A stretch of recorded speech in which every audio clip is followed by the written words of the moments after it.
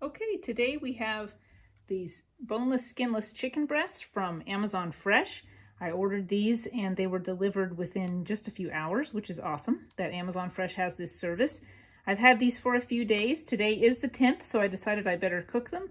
But I ordered them probably about 5 days ago, so you can expect about a 5-day lead time before your sell-by date.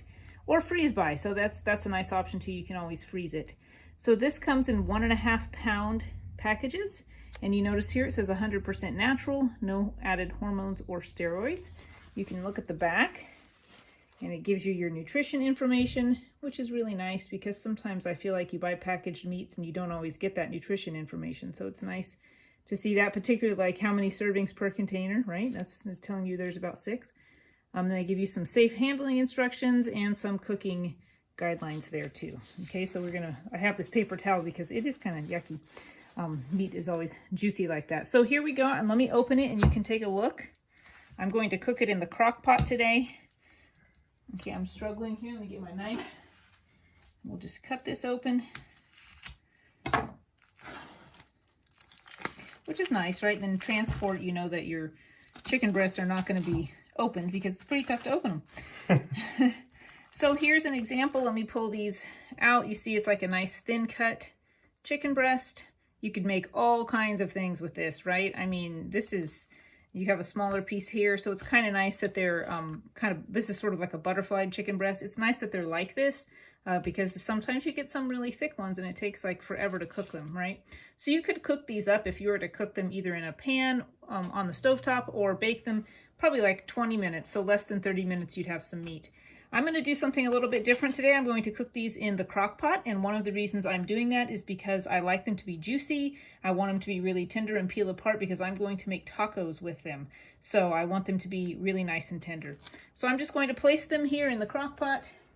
I'm going to put a couple of them in there. And then over here, I have some tomato and garlic. So I'm going to go ahead and put that on top of those. This is just to add some flavor and seasoning. And then let me put these in. Put that on top of there. There's our last one. I'm going to just rinse my hands really quickly because I have to touch some other things, and I just touched raw chicken, so I don't necessarily want to touch my spice holders with that. So let me just dry my hands here. All right, so we're going to put in a little bit of chili powder. Like that. A little bit of cumin, which is not even open yet. So we're going to sprinkle some cumin in there, okay? You can open it. We have time. We got time. You want to watch me open my Sure. cumin? It's real life. Exactly. This is real life cooking right here, right in our kitchen. Amazon Fresh products, so that's awesome. All right, there we go. Now, ooh, I can smell the cumin. I know, it smells so good. I know. There's some cumin. And then we're going to put just a dash of cayenne pepper because I do like some spices. So if you like spicy things, you can add that. Otherwise, you can leave that off. This is about a half a cup of water. I don't want very much, but it's just enough. What is that for? That's to help the cooking process in a crock pot. You do need a little bit of liquid. Without that, you can't really get the cooking process going the way you need to. And I'm setting it on low, putting the lid on, and I'll let that cook for about 5 hours or so.